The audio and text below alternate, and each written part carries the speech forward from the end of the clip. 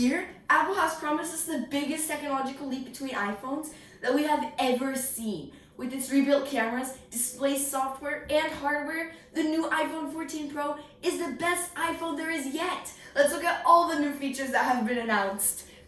First off, we have the dynamic island. There's also a rebuilt display.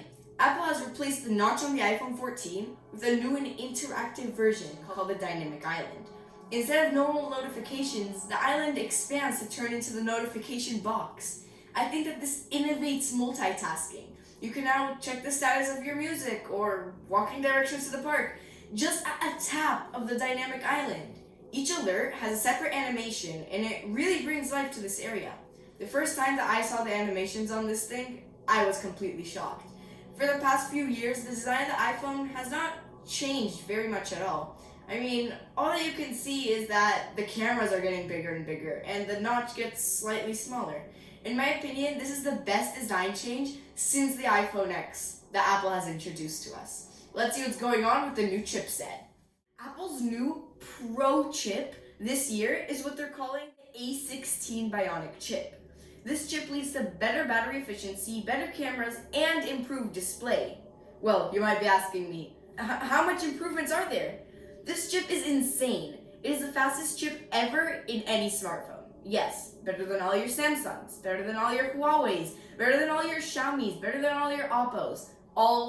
It's the best chip in the world. The A16 Bionic chip is 40% faster than all the leading smartphone companies. This is faster than your fastest Samsung Snapdragon chip.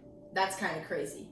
For all the nerds, it has a 16-core neural engine, a 6-core CPU, 5-core GPU, a new display engine, and a new image signal processor. Let's see the next major display change. The iPhone 14's biggest display change was not only the dynamic island. It uses a Super Retina XDR display, the incredible screen that was also used in last year's iPhone. This year we have a 120 Hz refresh rate, which means that the screen refreshes 120 times per second, allowing for buttery smooth animations and better responsiveness. To save battery, last year's iPhone could lower the refresh rate all the way down to 10 Hz.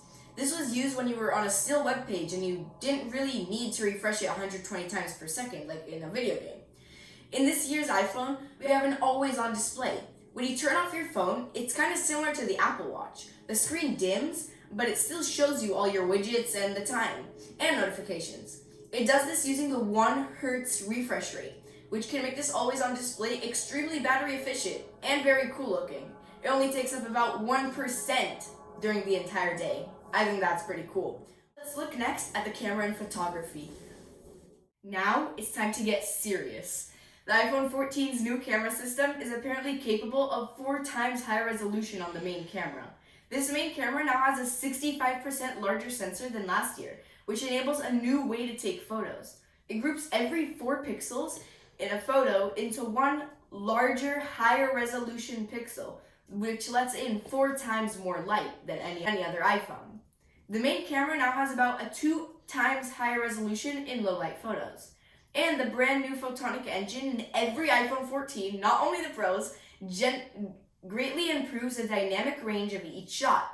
Next, they have introduced a feature called Pro RAW, which is able to use the 48 megapixel resolution and provides photographers with full control of their photos in the RAW format. The iPhone 14 Pro also has an improved ultra-wide camera with more pixels and 3 times improvement in low-light photos using the photonic engine, of course. Apparently, macro shots have also been updated a lot because they use the ultra-wide camera. Lastly, the flashlight was upgraded this year. What? Who needs a flashlight upgrade? But it can now detect, using all the new sensors, how far away a subject is, and then shine the flashlight accordingly, so that the light will look better. Alright, let's see what's next in videography. The video taking and cinematic feel of iPhone's video is taking a generational leap this year too. iPhone supports Apple ProRes and can shoot Dolby Vision videos. If you don't know what Dolby Vision is, it's kind of like the cinematic feel of your movies that you have in movies such as Top Gun Maverick or really any movie that you can think of. Using all the new camera improvements, this is the best video taking, in my opinion, in a smartphone. There's a new action mode which stabilizes the video as if it's on a very high quality stabilizer. It's basically like you can be running around with your phone and it's completely straight video. Also, my favorite upgrade is that cinematic mode from last year's iPhone 13, and I'm not sure if the iPhone 12, don't quote me on this, can now shoot in 4K resolution, making your video taking just like in cinemas. With the cinematic mode, Dolby Vision, and action mode, it is the perfect toolkit for making your own home film. And that's all there is to cover. The iPhone 14 Pro is the most amazing phone that I have ever seen. And I hope that Apple keeps going in this direction of big improvements. If you have enjoyed this video and would like to see more videos like it, I highly appreciate if you subscribe to the channel. A subscription to this channel would be flaming hot. No, never mind. My name is Gore Haskell, and I'll see you in the next video.